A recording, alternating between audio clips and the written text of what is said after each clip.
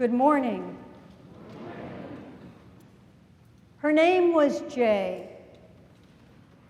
You would have thought that she was homeless, but she had a home, but she was on the margins. She was one semester short of having a college degree, but when she smiled, her smile was contagious. Her eyes lighted up, her lips opened, and her whole face radiated thankfulness and radiated being with you when you were there. And you sort of recovered the fact that she had few teeth when you looked at her, but it didn't make any difference. The radiance was still there. She was well-spoken, long brown hair down to her waist that when she turned it swished, and she was always in motion. She had a devout and deep regard for the poor. In fact, when she saw that they were gathering in a park where she would go on occasion, she decided that she would join them and learned their names, got to know them, and started bringing sandwiches that she'd made in her kitchen. And she'd share, and they'd talk. And some of her friends learned what she was doing, so they followed her. They brought the sandwiches, they dispensed them, and they learned their needs. They learned that maybe the Veterans Administration could help, or maybe Social Security, or maybe the local shelter, but it was all the way across town. So she kept this ministry with her smile and with the people she invited to engage in it, and they all were making new friends. Even Samantha, her best friend, got involved and brought along finally her husband, Harry, who was most reluctant to come. So Harry came, sat on the side for a while, the picnic table far out, started moving in gradually as the weeks increased, and got to know some of the people. And after a while, Harry said, you know, sometimes I give because I have to. And sometimes I give because I want to make even. And sometimes I give because I want to make an impression. But when I give here, it's like joy. It's like anything I've ever experienced because I see their smiles, I see my smile, and I'm brought into a different world of just thankfulness.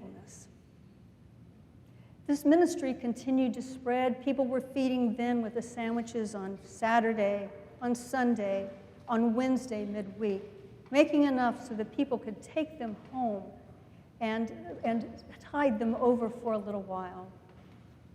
And then the idea came that maybe we can form a corporation, devise a business plan, find some financial backing, and let's look for a place where we cannot house, but we can provide material needs and spiritual needs at a specific place.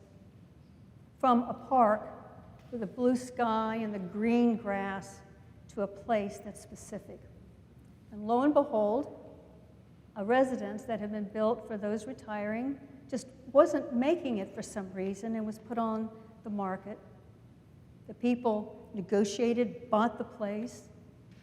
It was finished to reflect the needs of the people, and they were able to bring in someone who could meet the medical needs, the dietary needs, the washer and dryer to provide clean clothes, a library with Bibles and spiritual books and others, lamps and comfortable chairs so that people could be there. But the lady with the contagious smile continued to work there. She worked in their garden in the back, food that provided good, nutritious soups and other meals that were hot meals given at noon each day. Brother David Steindl-Rast is probably the expert spiritually, so to speak, on gratitude. He says, gratitude is a warm feeling of thanksgiving for the world and for specific individuals. It rises up. But he says the important thing is cultivating gratitude and suggests some ways of doing it in his book, Gratefulness, the Heart of Prayer. In it, he suggests that it comes to us by surprise. It's all of a sudden sitting in a park and noticing the squirrels, or noticing the blue sky, or walking and hiking but holding the mountains in front of us that just stop us with their grandeur and their beauty. It is a feeling of nothing that we have created or done or anything to make it come about, but it comes upon us suddenly. And in it, we want to experience this more and more. Brother David says this is a cultivated practice, which means we have to work at it.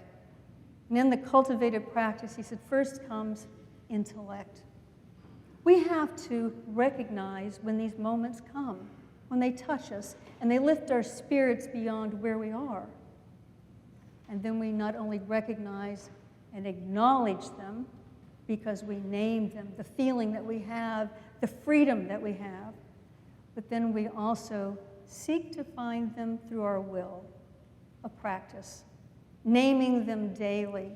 Before I go to sleep, I say, oh, what touched my heart today? What act of kindness? What smile? What place did the beauty of this earth touched me?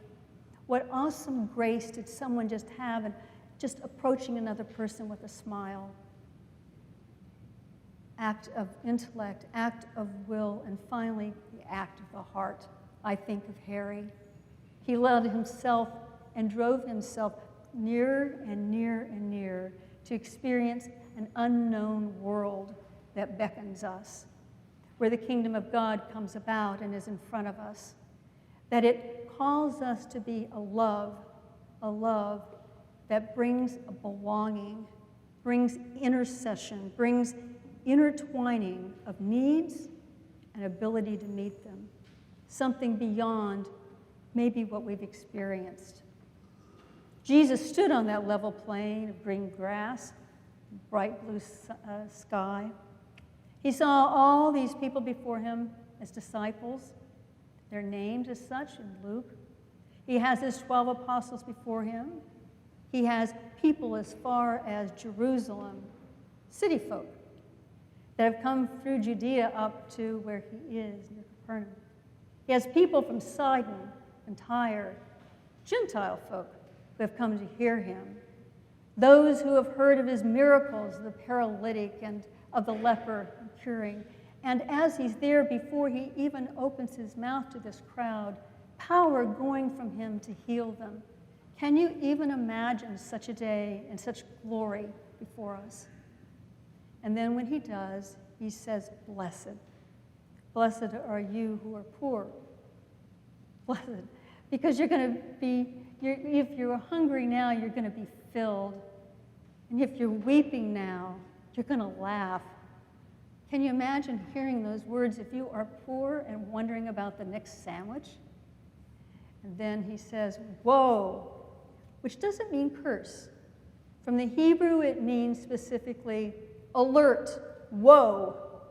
Do not be afraid, Gabriel says to Mary. You have the Lord's favor. But if you don't, woe, pay attention. Pay attention to your heart, where you are. Because if we are self-satisfied and filled, seeking only the next need, we're going to be hungry. We're going to weep because we will lose that, because it is a need that is never filled.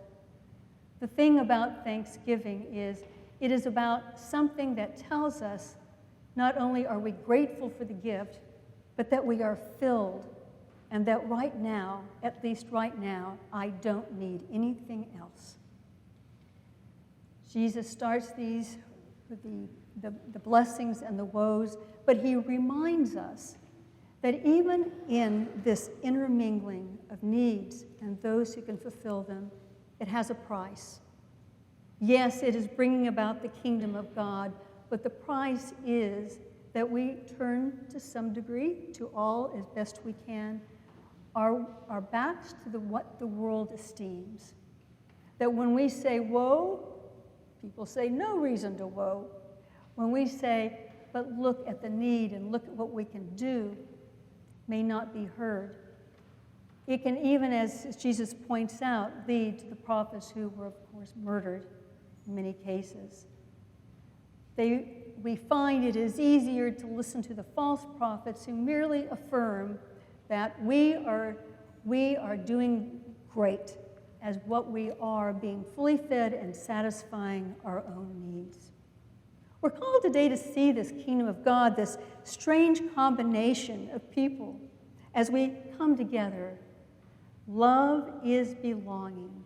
Love is knowing our need for one another, knowing that smiles can change hearts and souls, that a practice of gratitude can bring our own souls, our own desire to be happy, to be refreshed in God's world, this great gift of one another, of circumstances, of opportunities, of the beauty that God has offered.